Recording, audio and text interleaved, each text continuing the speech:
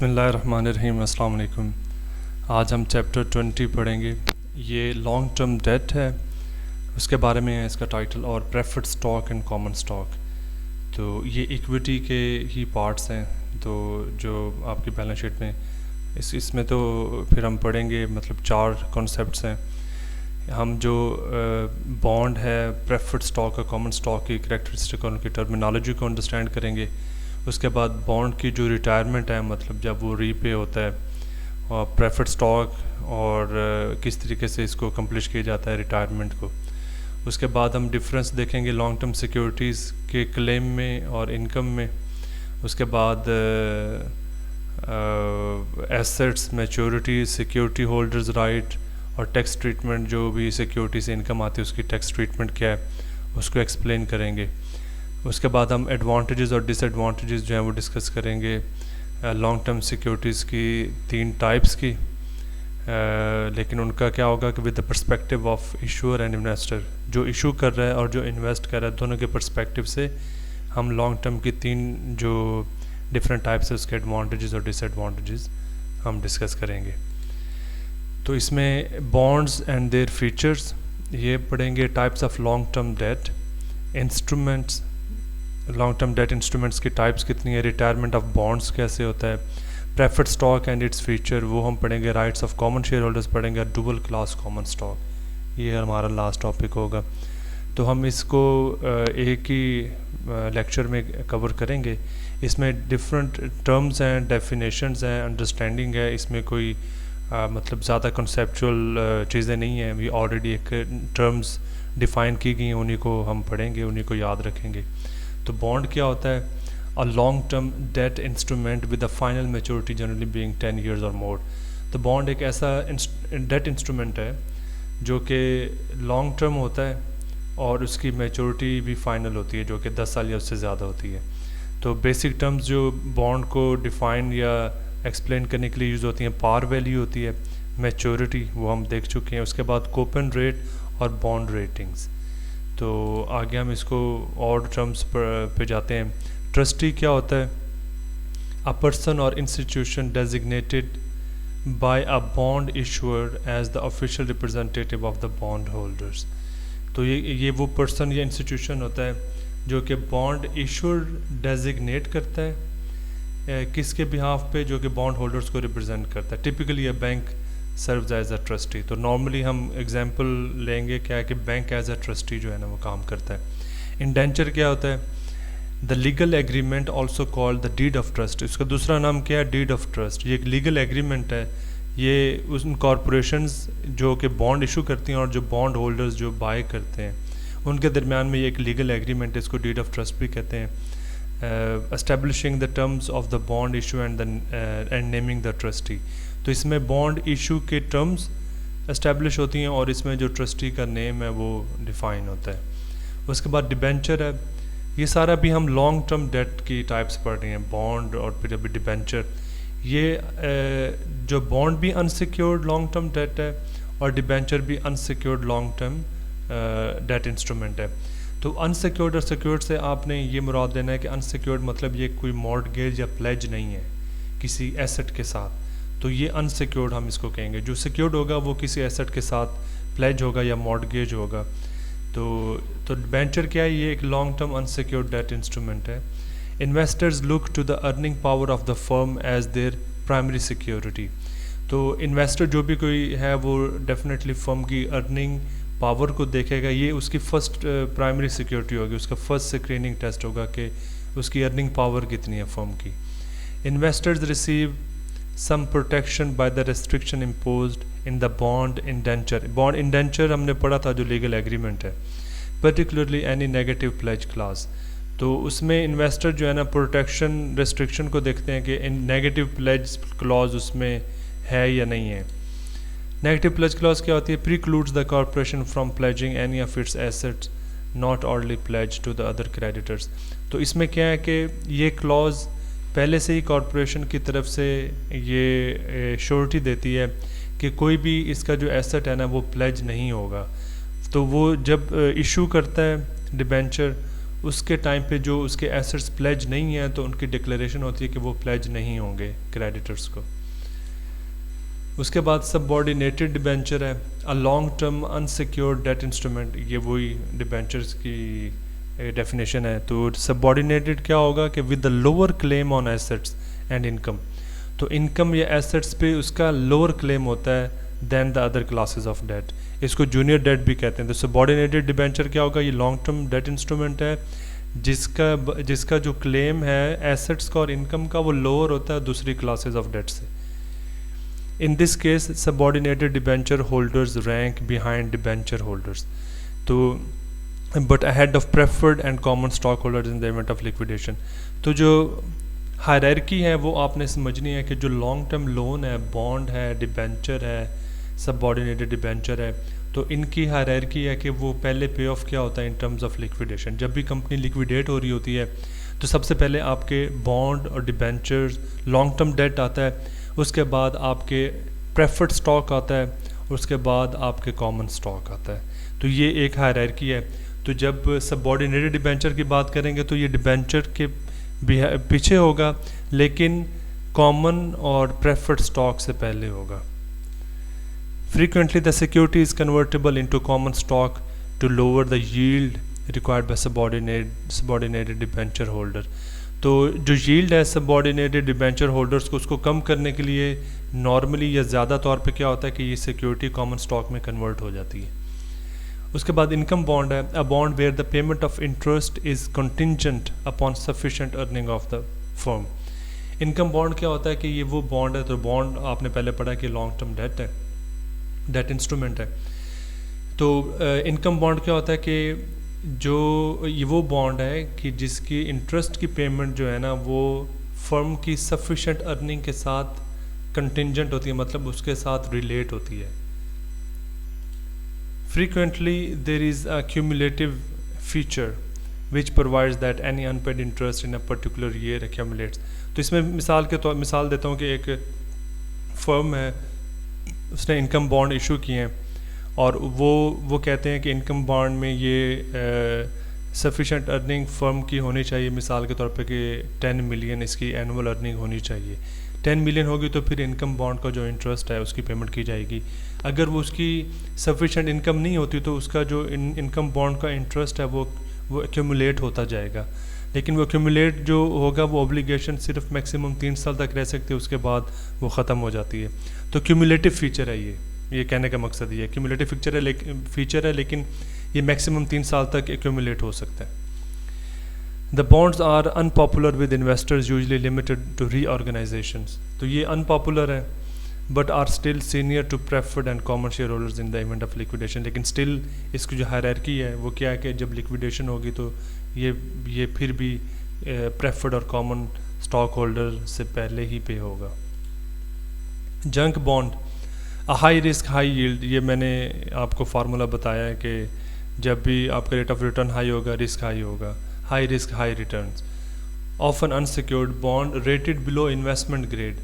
तो junk bond क्या है कि ये इन्वेस्टमेंट से बिलो ग्रेडिंग पे इसको रेट किया जाता है, ये उस फार्मूला पे होता है हाई रिस्क हाई रिटर्न या high yield.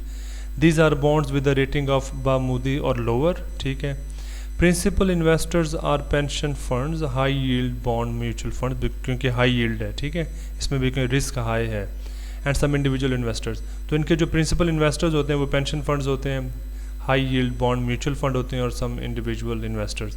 Liquidity varies depending on investor sentiments.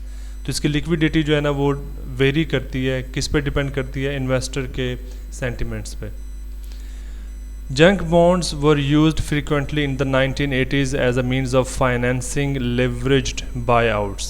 तो फाइनेंसिंग लेवरेज buyouts के लिए, उसको बाय आउट करने के लिए ये बहुत ज़्यादा यूज़ हुए थे इन 1980s।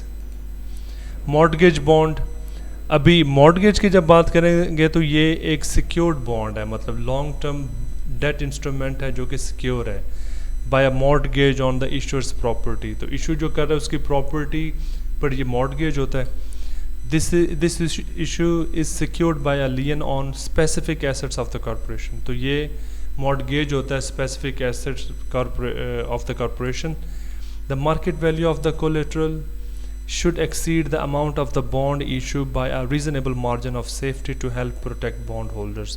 तो उसकी जो इस कोलेटरल की मार्केट वैल्यू है वो बॉन्ड इशू प्राइस से बढ़नी चाहिए ताकि उसकी सेफ्टी मार्जिन को वो प्रोटेक्ट कर सके. मॉर्गेज बॉन्ड की अगली क्या बात है कि if the corporation defaults the trustee can foreclose on behalf of the bond holders. अगर कॉरपोरेशन डिफ़ॉल्ट कर जाती है तो जो ट्रस्टी, जो कि हमने एग्जांपल ली थी कि बैंक होते हैं नॉर्मली जो कि एक्ट करते हैं, रिप्रेजेंट करते हैं बॉन्ड होल्डर्स को, तो वो बॉन्ड होल्डर्स के बिहाफ पे उसको पहले ही बंद कर देते हैं, क्लोज कर देते हैं. The bond holders become general creditors for any residual amount after the sale of the collateral. जब कोलेटरल को सेल किया जाता है जो कि प्लेज एसेट होता है, तो उसके बाद जो ये बॉन्ड होल्डर्स होते हैं जो कि मॉर्गेज बॉन्ड होल्डर हैं, तो उनको जनरल क्रेडिटर का दिया जाता है अपना क्रेडिबिलिटी, जनरल क्रेडिटर कंसिडर किया जाता है तो उनको पे ऑफ किया जाता है. द कॉरपोरेशन में have a first mortgage and a second mortgage on the same assets. तो कॉरपोरेशन के पास ये ऑप्शन होता है कि वो एक ही एसेट को 2 दफ़ा मॉर्गेज कर सकता है, लेकिन फर्स्ट मॉर्गेज जो होगी ना उस पर सीनियर क्लेम होगा, तो वो पहले क्लेम दिया जाएगा उस एसेट पे. उसके बाद है equipment trust certificate and intermediate to long term security. तो ये लॉन्ग टर्म सिर्फ नहीं है, ये इंटरमीडिएट से शुरू होकर लॉन्ग टर्म सिक्योरिटी है जो कि usually issued by transportation company such as a railroad और एयरलाइन. तो ये ट्रांसपोर्टेशन कंपनी इशू करती है इसको. एग्जांपल उन्होंने दिया कि रेल रोड है और एयरलाइन है. That is used to finance new equipment. Let us look at an example using a railroad. A railroad arranges with a trustee to purchase equipment from a manufacturer. तो trustee के through वो एक manufacturer से equipment purchase करता है, तो trustee क्या हो सकता है? Bank. The railroad signs a contract with the manufacturer for the construction of specific equipment, very common. When the equipment is delivered, the equipment trust certificates are sold to investors. तो equipment के जो trust certificates होंगे वो trustee investor को sell कर देगा. उसके बाद क्या होगा? Proceeds plus the railroad down payment are use to pay the manufacturer. तो उनसे जो प्रोसीड्स आएंगी और जो डाउन पेमेंट मैन्युफैक्चरर को की होगी वो उसको वो पूरी पेमेंट इक्विपमेंट की वो कर देंगे. Title of the equipment is held by the trustee. तो फिर टाइटल ऑफ द इक्विपमेंट क्या हो जाएगा? वो ट्रस्टी जो कि बैंक है उसके पास होगा, और फिर ट्रस्टी जो है ना वो इक्विपमेंट लीज करेगा रेल रोड को. तो lease payments are use to pay a fix dividend to the certificate holders. तो जिसके पास भी वो सर्टिफिकेट होगा तो लीज पेमेंट से उसको एक फिक्स डिविडेंड पे किया जाएगा. And to retire a specified portion of the certificates at regular intervals. और जब जब वो पेमेंट्स की जाएंगी वो उसकी स्पेसिफिक पोर्शन जो होगा उस सर्टिफिकेट होल्डर का वो रिटायर होता जाएगा, मतलब कि वो मैच्योर होता जाएगा. After the final lease payment all certificates are retired. जब फाइनल लीज पेमेंट हो जाएगी तो सब सर्टिफिकेट रिटायर हो जाएंगे और टाइटल जो इक्विपमेंट का होगा वो रेल रोड को दे दिया जाएगा. उसके बाद asset securitization, the process of packaging a pool of assets and then selling interest in the pool in the form of asset backed security. तो एसेट सिक्योरिटाइजेशन क्या है कि ये वो प्रोसेस है, उसमें एक पूल ऑफ एसेट को पैकेज किया जाता है और उसमें फिर अपने इंटरेस्ट को सेल किया जाता है पूल में डिफरेंट एसेट पे. तो वो जब इंटरेस्ट को सेल किया जाता है तो उसको फिर वो बैक्ड होता है, एसेट बैक्ड सिक्योरिटी उसमें बनता है, मतलब वो एसेट के थ्रू प्लेज होता है. तो एसेट बैक्ड सिक्योरिटी फिर क्या होता है ये बता रहा है कि debt securities whose interest and principal payments are provided by the cash flows coming from a discrete pool of asset. तो डिस्क्रीट पूल ऑफ एसेट के थ्रू जो भी कैश फ्लो आ रहा है, मतलब एसेट के थ्रू कैश फ्लो आ रहा है, अगर वो लैंड है, प्रॉपर्टी, उसके रेंटल पेमेंट्स, अगर वो कोई इक्विपमेंट है तो उसके इक्विपमेंट से जो प्रोडक्शन हो रही है, फिर उसके जो सेल्स हैं, उससे जो भी कैश फ्लो जनरेट हो रहा है उसके थ्रू उसका इंटरेस्ट और प्रिंसिपल पेमेंट पे किए जाते हैं. तो इसी वजह से वो सिक्योरिटी जो है वो एसेट बैक्ड सिक्योरिटी है, मतलब वो एसेट उसको लुक आफ्टर कर रहा है उसकी पेमेंट्स को. पर्पज़ क्या है इसका? To reduce financing cost. ठीक है. Firm picks assets to package and use cash flows. Firm जो है ना वो एसेट को पिक करके पैकेज में डालते हैं, पूल ऑफ पैकेज में या पूल ऑफ एसेट्स में, और उसके कैश फ्लो यूज़ करती हैं. Assets removed from the balance sheet and sold to bankruptcy remote entity. तो एसेट्स फिर जो है वो रिमूव कर लिए जाते हैं बैलेंस शीट से और वो बैंकरप्सी को रिमोट एंटिटी को सेल किए जाते हैं। एसपीवी क्या है, वो स्पेशल पर्पस व्हीकल है, raises money by selling asset backed security. तो ये एसेट बैक्ड सिक्योरिटी के बारे में था। अभी रिटायरमेंट ऑफ बॉन्ड्स उसको हम पढ़ते हैं, तो उसमें सिंकिंग फंड है। The fund establish to periodically retire a portion of security issue before maturity. तो ये वो फंड है जो एस्टेब्लिश किया जाता है कि हम एक सिक्योरिटी के पोर्शन को रिटायर कर देंगे मैच्योर होने से पहले, तो इसको सिंकिंग फंड कहते हैं। The corporation is required to make periodic sinking fund payments to a trustee. तो कॉरपोरेशन जो है वो ट्रस्टी को पीरियोडिक सिंकिंग फंड पेमेंट्स कर रही होगी, यानी कि मैच्योरिटी से पहले उस सिक्योरिटी को रिटायर कर रही होगी। Two forms for the sinking fund retirement of a bond. The corporation makes a cash payment to the trustee which calls the bonds. Cash payment करती है जिसको बॉन्ड कहते हैं। The corporation purchases bonds in the open market and deliver them to trustee. या तो वो cash payment उनको करती हैं ट्रस्टी को, या फिर वो इन द ओपन मार्केट वो बॉन्ड्स बाय करके वो ट्रस्टी को डिलीवर कर देती है। तो ये दो फॉर्म्स हैं कि सिंकिंग फंड को रिटायर कैसे किया जाता है। Sinking fund and the retirement of bonds वही चल रहा है। When bonds are called for redemption the bond holder will receive the sinking fund call price. तो जब भी बॉन्ड को कॉल किया जाता है रिडेम्पशन के लिए कि ठीक है वो बाय होंगे या वो रिटायर होंगे, तो बॉन्ड होल्डर्स को ना सिंकिंग फंड कॉल प्राइस दी जाती है। The bonds are called on a lottery basis by their serial numbers and publish in a periodicals like the Wall Street Journal. तो बॉन्ड्स को जो है ना लॉटरी बेसिस पे कॉल किया जाता है उनके सीरियल नंबर के थ्रू और उसको पब्लिश किया जाता है। Bonds should be purchased in the open market if the market price is less than the sinking fund call price। तो sinking fund call price जो है उससे अगर मार्केट प्राइस कम होगी तो फिर बॉन्ड जो है ना वो मार्केट प्राइस से यानी कि जो ओपन मार्केट है या सेकेंडरी मार्केट जिसको हम कहते थे उससे वो बाई किए जाएंगे। Volatility in interest rates or a decline in the credit quality of the firm could lower the market price of the bond। तो मार्केट प्राइस बॉन्ड की कैसे लोअर होगी, वो डिपेंड करती है कि अगर इंटरेस्ट रेट जो है वो बहुत ज़्यादा वोलेटाइल है फर्म के, या फिर वो क्रेडिट क्वालिटी में डिक्लाइन आया है, तो फर्म की मार्केट प्राइस जो वो बॉन्ड उसने इशू किया उसकी कम हो जाएगी। तो वो क्या करेगी, and enhance the value to the firm of having this option, और वो ये ऑप्शन होने का फर्म जो है ना वो उसकी वैल्यू को इन्हेंस कर देगी। Bond holders may benefit from orderly retirement of debt, amortization effect जिसको हम कहते हैं। तो बॉन्ड होल्डर उससे जो है ना बेनिफिट ले सकते हैं डेट की रिटायरमेंट से, which reduces the default risk of the firm and aids liquidity to bonds outstanding. तो एमोटाइजेशन इफेक्ट पे होगा तो क्या होगा कि वो डिफ़ॉल्ट रिस्क को कम करेगा और जो बॉन्ड्स की लिक्विडिटी है आउटस्टैंडिंग उसको एडअप करेगी। उसके बाद बैलून पेमेंट है, ये सारी हम रिटायरमेंट ऑफ बॉन्ड्स पढ़ रहे हैं। A payment on debt that is much larger than other payments. तो बैलून पेमेंट कौन सी है कि वो डेट की वो पेमेंट है जो कि अदर पेमेंट से मच लार्जर होती है।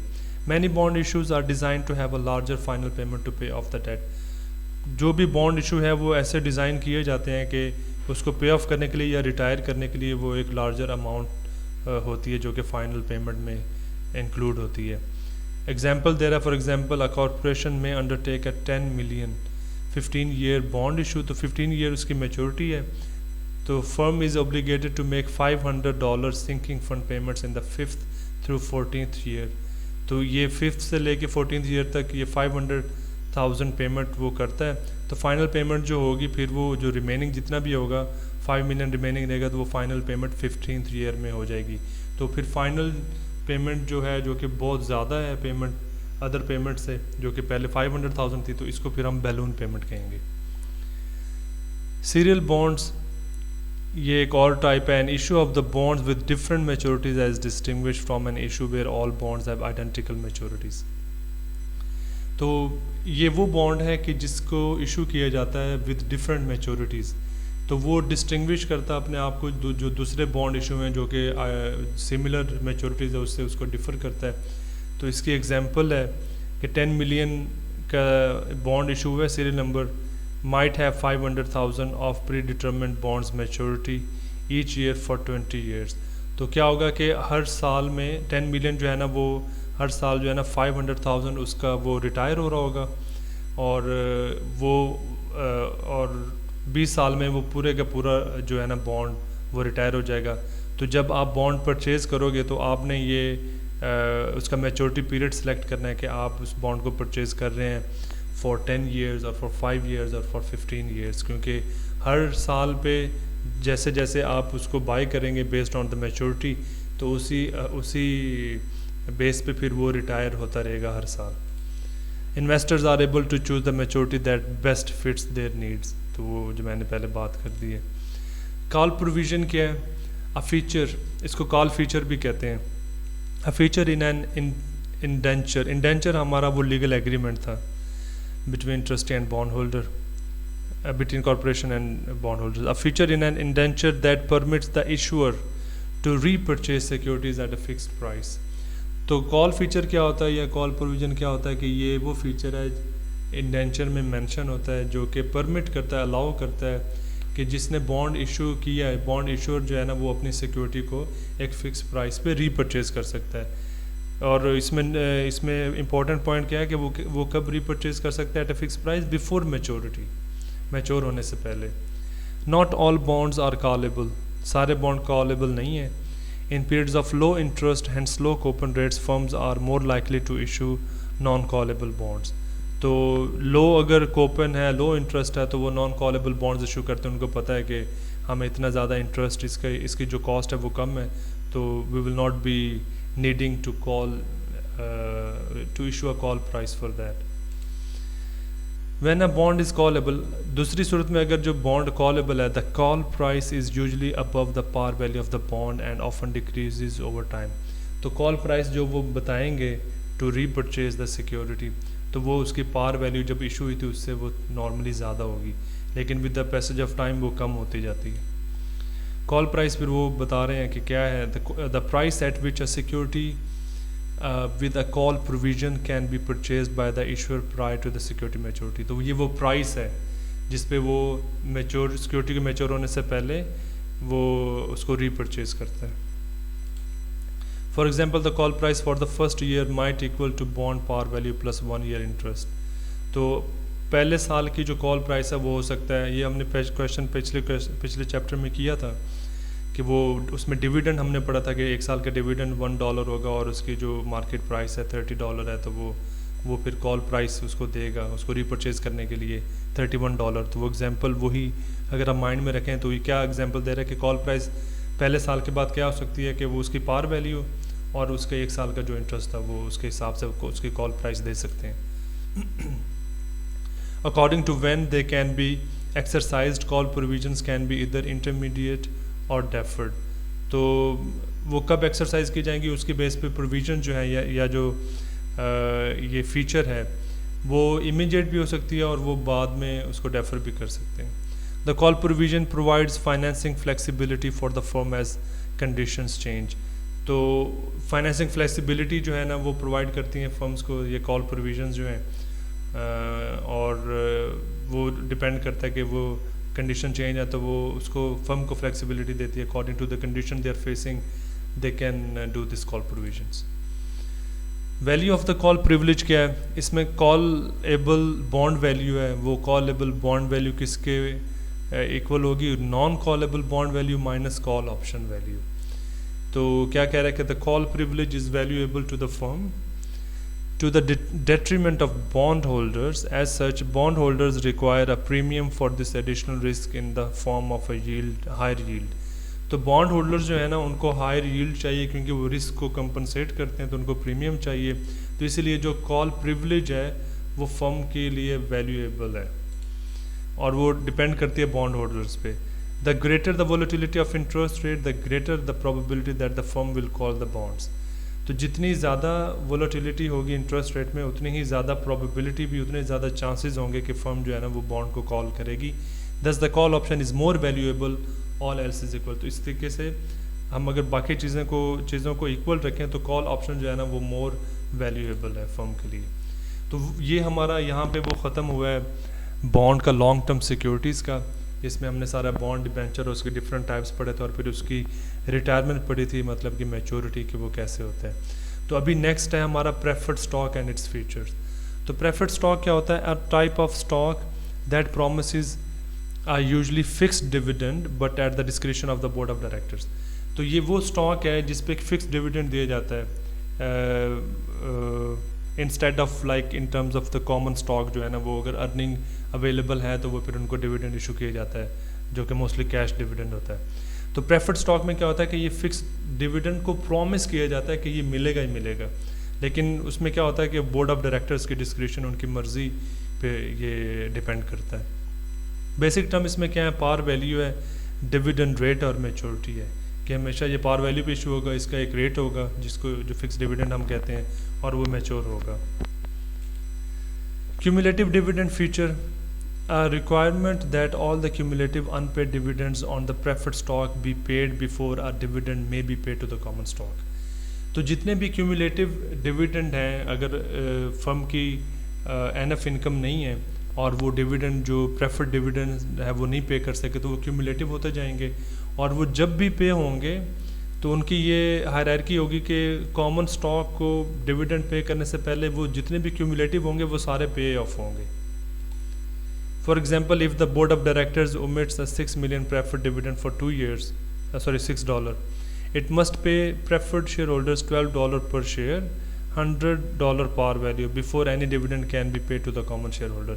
तो 2 साल का वो डिविडेंड उन्होंने पे नहीं किया था, तो 1 साल का $6 था, तो 2 साल का वो $12 हो गया, तो वो उनको इस $12 को पहले पे करेंगे before they issue any dividend to the common share holder. The corporation does not have to make up the dividend even if it is profitable, as long as the firm has no plans to pay dividends to common shareholders। तो corporation जो है ना, उनको dividend नहीं बनाने पड़ते even वो profitable है। अगर वो अपने कॉमन शेयर होल्डर को डिविडेंड नहीं पे करते तो वो इसको डेफर कर सकते हैं। पार्टिसिपेटिंग प्रेफर्ड स्टॉक क्या होता है?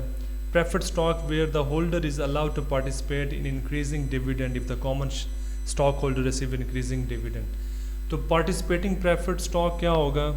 वो ये होगा कि ये डेफिनेटली प्रेफर्ड स्टॉक है, तो प्रेफर्ड स्टॉक में हमने पढ़ा था कि वो एक फिक्स्ड डिविडेंड जो है ना उसको प्रॉमिस करता है। तो पार्टिसिपेटिंग प्रेफर्ड स्टॉक में क्या होगा कि ये वो फिक्स नहीं होगा, वो पार्टिसिपेट कर सकता है टू रिसीव इंक्रीजिंग डिविडेंड्स। उसकी कंडीशन क्या है कि जो कॉमन स्टॉक होल्डर हैं वो भी इंक्रीजिंग डिविडेंड रिसीव करते हैं। अगर वो common stock holder increasing dividend receive करते हैं तो फिर जो प्रेफर्ड स्टॉक वाले हैं ना वो भी इसमें पार्टिसिपेट करने के अहल होंगे। Preferred stock holders have a prior claim on income and an opportunity for additional return if the dividends to common stock holder exceed a certain amount. तो क्या कहते हैं कि प्रेफर्ड स्टॉक होल्डर जो हैं उनको इनकम पे क्लेम पहले मिलता है, मतलब कॉमन स्टॉक से, तो उनको अपॉर्चुनिटी होती है कि वो एडिशनल डिविडेंड रिटर्न कर सकते हैं अगर जो कॉमन स्टॉक होल्डर की पेमेंट जो है ना वो एक नॉर्मल अमाउंट से बढ़ जाए। अभी एग्जांपल है, मतलब 6% participating preferred issue $100 par value allows holder to share equally in any dividend in excess of $6। A $7 common dividend results in an extra $1 dividend to the participating preferred shareholder। तो उनका जो preferred जो dividend है, जो preferred stock issue है वो 6% था, तो 100 पार वैल्यू थी, तो वो $6 उनको पे करना था।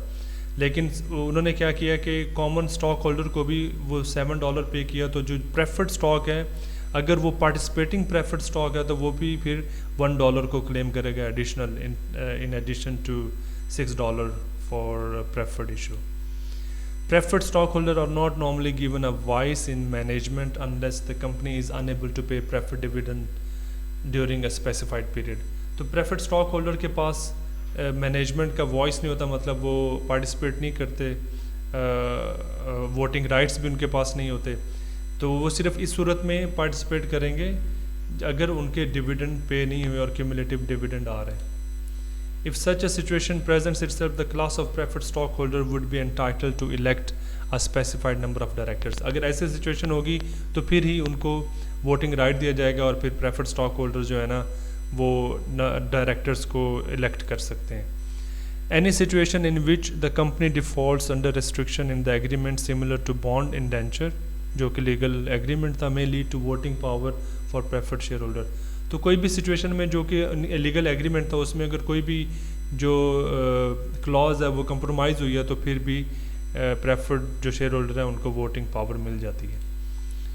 Preferred share holders can not force the immediate repayment of obligations like debt obligations, लेकिन प्रेफर्ड जो शेयर होल्डर हैं वो रीपेमेंट जो भी लाइबिलिटीज़ हैं ऑब्लिगेशन है उसके रीपेमेंट को इन्फोर्स नहीं कर सकते। कॉल प्रोविज़न, ये रिटायरमेंट ऑफ अभी प्रेफर्ड स्टॉक है। Call provision, almost all issues carry a call provision because of the infinite maturity. अभी जो प्रेफर्ड स्टॉक होता है उसकी मैच्योरिटी मेंशन नहीं होती, वो इनफाइनाइट मैच्योरिटी होती है, तो तकरीबन सारे ही प्रेफर्ड स्टॉक जो है ना वो कॉल किए जाते हैं। It is often a cheaper method of retirement than open market purchases inviting tenders और एन एक्सचेंज ऑफ सिक्योरिटीज़। तो ये चीपर मेथड ऑफ रिटायरमेंट है, ये चीपर कॉल प्रोविज़न है कि आपने कॉल प्राइस इशू किया for the preferred stock to repurchase, क्योंकि ये ओपन मार्केट में नहीं जाता तो आप इसको इसमें कोई एक्स्ट्रा कॉस्ट इन्वॉल्व नहीं होती। Sinking fund like bonds many preferred issues provide for this method of retirement. तो सिंकिंग फंड जैसे कि हमने बॉन्ड में पढ़ा था तो प्रेफर्ड स्टॉक में भी सिंकिंग फंड होता है। और कन्वर्जन है, certain issues are convertible into common stock at the option of the preferred stock holder. तो कुछ में कन्वर्जन भी अवेलेबल होती है, मतलब प्रेफर्ड स्टॉक जो है ना वो that can be converted to the common stock. Used most frequently in the acquisition of other companies. लेकिन ये कब यूज़ होता है कि जब आपको कोई एक्विजिशन करनी है कंपनी की, या मर्ज करना है, या कोई आपने जो है ट्रांजैक्शन करनी है, कोई एसेट परचेज करना है, उस सूरत में फिर ये कन्वर्ट का ऑप्शन जो है ना वो एक्सरसाइज करते हैं। The corporate issuer uses irregularly because the preferred dividend is not tax deductible. तो जो कॉर्पोरेट इशूअर है वो इसको इरेगुलरली यूज़ करता है क्योंकि जो प्रेफर्ड डिविडेंड है वो टैक्स डिडक्टेबल नहीं है। Utilities use more frequently as the preferred dividends can be accounted for when setting customer rates. लेकिन यूटिलिटीज़ में ये मोर फ्रीक्वेंटली यूज़ होता है प्रेफर्ड डिविडेंड, क्योंकि ये कस्टमर के रेट्स के साथ मतलब उसकी सेटिंग में अकाउंट होता है। तो उसमें क्या है, corporate investor is attracted to preferred stock. क्यों? Because as generally 70% of dividends can be excluded from taxes. तो कॉर्पोरेट इन्वेस्टर जो है वो ज़्यादा अट्रैक्ट होता है प्रेफर्ड स्टॉक पे, क्योंकि वो 70% डिविडेंड की जो है इनकम वो टैक्सेस से बचा सकता है। Money market preferred stock MMP is a floating rate preferred stock with the dividend rate set at the auction every 49 days, attractive to corporations. Flexibility in paying dividends and infinite maturity are significant advantages to the corporate issuer. तो जो flexibility है कि dividend आप पे कर सकते हैं, वो accumulate भी कर सकते हैं, और ये infinite maturity है, तो ये advantages हैं जो corporate issuer consider करता है। The after-tax cost of preferred financing is greater than of the long-term debt financing to the corporate issuer. तो जो भी corporate issuer preferred stock जो इशू करता है तो इसकी जो आफ्टर टैक्स कॉस्ट है वो ज़्यादा है फाइनेंसिंग की than bond और debt. अभी यहाँ पे हमारा प्रेफर्ड स्टॉक का टॉपिक ख़त्म हो गया। अभी जो थर्ड हमारा है वो कॉमन स्टॉक है। कॉमन स्टॉक जो है ना, securities that represent the ultimate ownership and position in a corporation. तो ये वो सिक्योरिटीज़ हैं जो कि रिप्रेजेंट करती हैं कि रियल शेयर होल्डर कौन है, रियल ऑनर कौन है, और कॉर्पोरेशन में उनकी क्या पोजीशन है। तो डेफिनेटली वो रिस्क भी लेते हैं कि अगर प्रॉफिटेबल फर्म होगी तो then they will receive a dividend, if not then they will not receive a dividend, then also the share price will be fluctuating. Basic terms authorized shares, issued shares and outstanding shares. तीन terms हैं use होती हैं, authorized shares हैं, issued shares हैं और outstanding shares हैं। तो par value क्या होती है, वो फेस वैल्यू होती है। It is merely a recorded figure in the corporate charter and it is of little economic consequence. तो फेस वैल्यू जो इसको पार वैल्यू भी कहते हैं कि ये वो रिकॉर्डेड फिगर है जो कॉर्पोरेट चार्टर में होती है कि पहला जो आपका शेयर इशू हुआ था वो किस प्राइस पे था। Stock should never be issued below par value as shareholder would be legally liable for any discount from par if the firm is liquidated. तो क्या होगा कि जो पार वैल्यू सेट है जिस पे आपने पहला शेयर इशू किया है या पहली सिक्योरिटी इशू की है, तो बाद में कोई भी स्टॉक इशू होगा ना वो उस पार वैल्यू से लेस नहीं होगा। लेकिन अगर वो लेस होगा तो जो डिफरेंस होगा ना वो जब भी फर्म लिक्विडेट होगी तो वो ये स्टॉक होल्डर्स जो हैं, कॉमन स्टॉक होल्डर, वो उसको पे ऑफ करेंगे, लीगली वो लायबल होंगे पे ऑफ करने के। क्योंकि हमने वो लिमिटेड लायबिलिटी कॉन्सेप्ट पढ़ा था ना कि जो कॉमन शेयर होल्डर्स होते हैं वो सिर्फ उतना ही जो ऑब्लिगेशन उनके पूरी फर्म की ऑब्लिगेशन नहीं होती, वो उतना ही पे करते हैं जितना कि वो कॉमन शेयर होल्डर्स ओन करते हैं। लेकिन अगर कुछ शेयर्स इशू हुए हैं जो कि पार वैल्यू से कम पे हैं, तो वो जो डिफरेंस होगा ना, वो फिर ये शेयर होल्डर्स लीगली लायबल होंगे कि वो डिफरेंस जो है ना डिस्काउंट का, वो उन्होंने पे करना है। Common stock that is authorised without par value, no par value is carried on the books at the original market price at some assigned or stated value. तो अगर पार वैल्यू पे issue नहीं हुआ common stock, तो फिर वो हमेशा books में ओरिजिनल मार्केट प्राइस पे ही रिकॉर्ड होगा। The difference between the issuing price and the par और stated value is additional paid in capital. तो जो इशूइंग प्राइस है, जो आपकी पार वैल्यू है, पार वैल्यू और मार्केट प्राइस का जो डिफरेंस होगा वो पेड इन कैपिटल उसको हम कहेंगे।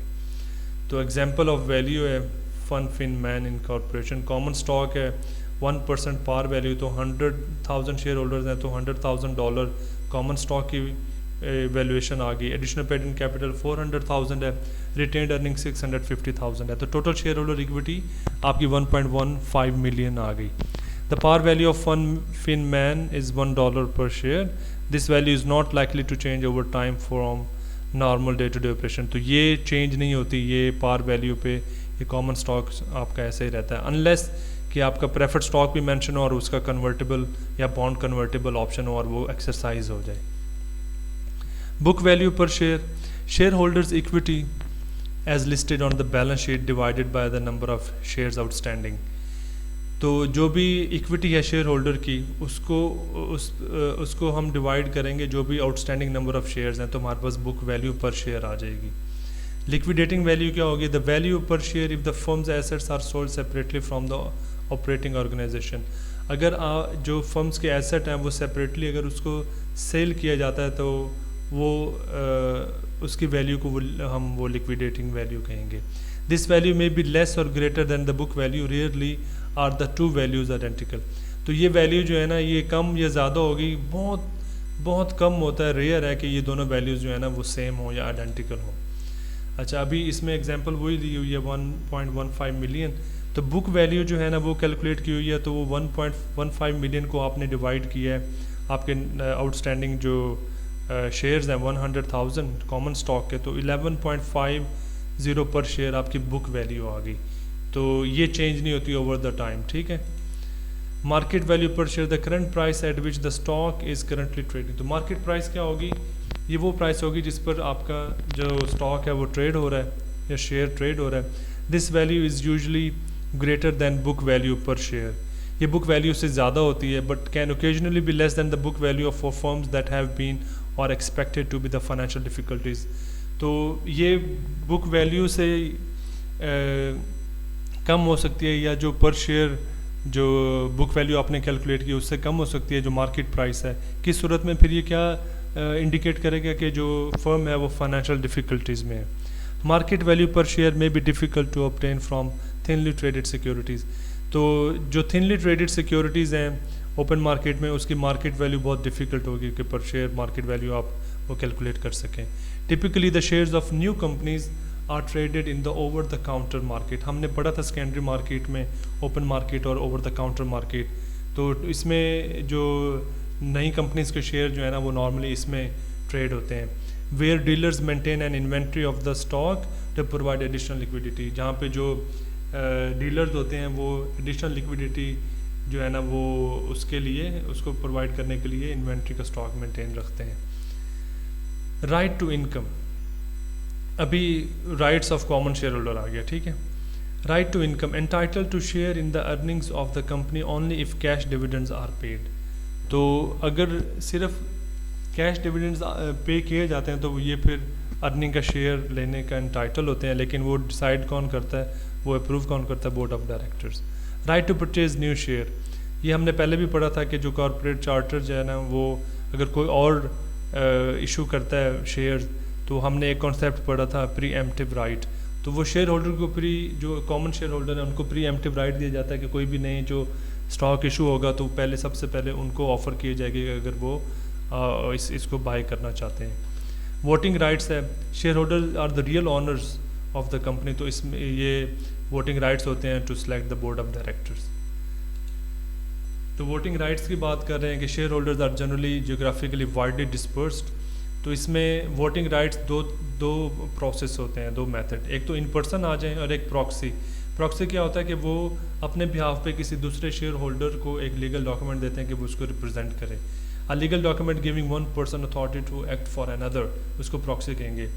SEC जो है ये सिक्योरिटीज़ ऑफ एक्सचेंज जो हमने पढ़ा था, regulates the solicitation of proxies and requires companies to disseminate information to their shareholders through proxy mailing or via the internet effective July 2007। तो इसकी जो वो रेगुलेट इसको करती है कि अगर आपने इस तरह के बोर्ड ऑफ डायरेक्टर्स की सिलेक्शन करनी है तो जो प्रॉक्सीज है ना वो आप अपने शेयर होल्डर्स को मेल करेंगे या फिर इंटरनेट के थ्रू उनको पब्लिश करेंगे ताकि वो उनको वो चीज़ से नोटिफाई रहें। Most share holder if satisfied with the company performance sign proxies in behalf of the management. तो फिर अगर शेयर होल्डर जो सेटिस्फाई होंगे कंपनी की परफॉर्मेंस से तो वो फिर प्रॉक्सीज जो मैनेजमेंट की बिहाफ पे जो प्रॉक्सीज इशू हुई होंगी जो मेल के थ्रू या इंटरनेट पे, तो वो उसको साइन करेंगे। तो वो अपना वोटिंग राइट साइन कर रहे हैं प्रॉक्सी को, ठीक है। प्रॉक्सी कॉन्टेस्ट क्या है? occurs usually when disagreement between management and an outside or minority party, ठीक है। Non-management group will register its proxy statement with the SEC and will often send an alternative proxy request to shareholder। तो जो non management group है, मतलब एक management है और दूसरा एक माइनॉरिटी पार्टी है जो नॉन मैनेजमेंट है, उनके दरमियान में कोई इशू हो गया है, तो नॉन मैनेजमेंट ग्रुप जो है ना वो अपनी प्रॉक्सी को स्टेटमेंट को रजिस्टर करेगा SEC के साथ और वो प्रॉक्सी रिक्वेस्ट जो है ना वो शेयर होल्डर को भी भेजेगा। Management due to corporate resources and organisation is generally favour to win, मतलब नॉर्मली मैनेजमेंट जो है ना वो विन करती है। E proxies are expected to provide a more cost effective mechanism for non management groups to communicate with share holders and possibly reduce the management advantage. तो e proxies क्या करती है कि जो नॉन मैनेजमेंट ग्रुप है जिनके दरमियान problem है, डिसएग्रीमेंट है, तो वो ई प्रॉक्सीज को यूज़ करते हुए वो मैक्सिमम शेयर होल्डर्स तक कम्युनिकेशन जो है ना पहुंचा देते हैं, तो फिर जो मैनेजमेंट का एडवांटेज है ना उसको वो कम करते हैं। वोटिंग प्रोसीजर क्या है? The board of directors are elected under either plurality voting और क्यूमुलेटिव वोटिंग। प्लूरैलिटी वोटिंग क्या होता है? Method of electing corporate directors where each common share held carries one vote for each director position that is open. The highest vote count wins the open director position, does not consider withheld or against votes। तो plurality voting में क्या होता है कि हर common share जो होगा ना वो एक वोट जो है ना वो कैरी करेगा और ईच डायरेक्टर पोजीशन पे जितने डायरेक्टर की पोजीशन होगी उतने डायरेक्टर पोजीशन पे वो एक वोट जो है ना वो कैरी करेगा और जो जिसके ज़्यादा वोट होंगे वो जीत जाएगा। वो उसके अगेंस्ट वोट को कंसिडर नहीं करेगा, वो सिर्फ जो वोट उसके फेवर में होगा उसी को वो काउंट किया जाएगा और उसके हिसाब से वो उसकी सिलेक्शन होगी। क्यूमुलेटिव वोटिंग क्या होता है? Method of electing corporate directors where each common share held carries as many votes as there are directors to be elected. तो यहाँ पे क्या था कि ईच डायरेक्टर पोजीशन था, तो प्लूरैलिटी वोटिंग क्या था कि अगर डायरेक्टर की पोजीशन 9 है या 5 हैं तो वो डायरेक्टर की पोजीशन के हिसाब से उनके वो वोटिंग राइट्स होंगे। Each share will have 1 vote. तो क्यूमुलेटिव वोटिंग में क्या होगा कि जितने भी डायरेक्टर इलेक्ट हो रहे हैं उसकी बेस पे उतने वो राइट उनको मिलेंगे बेस्ड ऑन 1 शेयर जो वो हेल्ड करेंगे कंपनी में। तो a growing election method, majority और modified plurality voting. A method of electing corporate directors where each common share held carries 1 vote for each director position that is open. A majority of all votes cast must be received to be elected। तो वो वही normal plurality voting है, लेकिन इसको majority और modified कहते हैं कि जो ज़्यादा वोट कास्ट होंगे मेजॉरिटी का तो वो उसकी इलेक्शन हो जाएगी। ये कॉमन है in Europe and United state, बस आप इसको पढ़ लीजिएगा। वोटिंग प्रोसीजर एग्जाम्पल अभी वो दे रहे हैं। You are a share holder of Funfin man in corporation, you own 100 shares and there are 9 director position to be filled. ये आपने याद रखना है। 100 शेयर्स हैं तो आपके पास 100 वोट्स होंगे क्योंकि 1 पर शेयर है, for each of the 9 director position open for a maximum of 100 votes पर पोजीशन। तो 9 पोजीशन है तो हर पोजीशन के बारे में आपके पास 100 वोट्स होंगे। तो ये अंडर किस रूल का है? Majority rule voting. और क्यूमुलेटिव वोटिंग में क्या होगा? You may cast 900 votes 100 votes into 9 positions for a single position. तो इसमें सिंगल पोजीशन में जो है ना वो आप 900 होंगे। यहाँ पे क्या है कि हर पोजीशन पे 100 है और यहाँ पे सिंगल पोजीशन में आप 900 वोट जो है ना कास्ट कर सकते हैं। तो ये फ़र्क है इन दोनों में। तो वो क्या कह रहा है कि अगर कितनी डायरेक्टर पोजीशंस हो या कितने डायरेक्टर पोजीशन आपने अनाउंस किए हैं तो उसमें से जितने भी सिलेक्ट होने हैं ना तो वो उसके वोटिंग राइट से ज़्यादा होने चाहिए। फॉर एग्जांपल यहाँ पे मिसाल दी हुई, अगर ये देखें total number of voting rights into specific numbers of directors sought जो सिलेक्ट हुए हैं over total number of directors to be elected +1 and फिर +1। तो क्या होगा कि फॉर एग्जांपल ये 3 डायरेक्टर्स हैं, एग्जांपल हम पढ़ते हैं through elect 3 directors out of 9 director position at fun fin man in corporations 100,000 voting shares outstanding would require 30,001 voting shares. तो 3 डायरेक्टर्स जो है ना वो 100,000 वोटिंग शेयर्स हैं तो वो 30,000 जो है ना वो वोटिंग राइट्स होने चाहिए, लेकिन वो उससे ज़्यादा होने चाहिए। तो फिर वो पोजीशन जो है ना वो जस्टिफाइड होंगी। तो हमने ये फार्मूला अप्लाई किया, 100 शेयर्स हैं, 3 डायरेक्टर सेलेक्ट होने हैं ओवर 9 पोजीशंस हैं, 9 डायरेक्टर पोजीशन +1 जो 10 होगी और ये +1 तो 30,001 शेयर्स जो है ना वो कास्ट होंगे।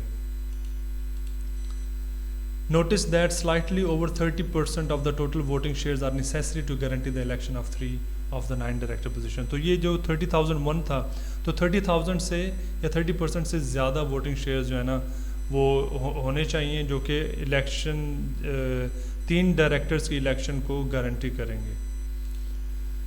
Management can reduce the influence of minority shareholders by reducing the number of directors or staggering the election terms of directors so fewer positions are open at each vote।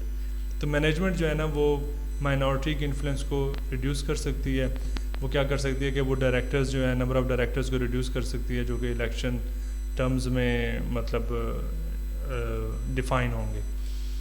उसके बाद reducing the number of directors अब for election from 9 to 4 would increase the voting necessary to elect 3 directors to 60,000 twice as many। तो ये मतलब जब भी आपके जो सिलेक्शन होगी नंबर ऑफ डायरेक्टर्स की उसके हिसाब से आपके वोटिंग जो है ना मिनिमम जो वोटिंग कास्ट होने चाहिए जो कि उसकी इलेक्शन को गारंटी करेंगे वो चेंज होते रहेंगे। अभी ये लास्ट टॉपिक है dual class common stock. Dual class common stock क्या है? 2 classes of common stock usually designated class A and class B। Class A is usually the weaker voting or non-voting class and class B is usually the stronger one।